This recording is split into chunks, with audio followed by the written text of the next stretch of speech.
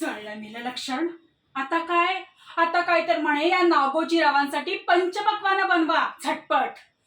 मर मर मी मरायचं. ज्याच्या त्याच्या आवडी निवडी मी सांभाळायच्या. रांधावाडा मी करायची आणि ह्या मनोरमा वहिनी त्यांनी सांभाळायची पेढी. बाई, सोन्याचा तरी एवढा हव्यास की मेल्यानंतर या अंगावरती सोनं पांघरून जाणार आहेत की कोण जाणे. आमच्या सगळ्यांचे दागिने यांच्या ताब्यात. माझे दागिने सुद्धा यांच्याच ताब्यात. जळफळाट जळफळाट होतो नुसता. पण करणार काय? आमचंच नाणं खोट आहे ना. आमचे हे खमके असते ना, 4 चव्वल कमवणारे असते ना, तर कशाला यांच्या मागे लागावं लागलं असतं. पण कमावतायत कसले? आहेत तेच गमवून यायचे जुगारात.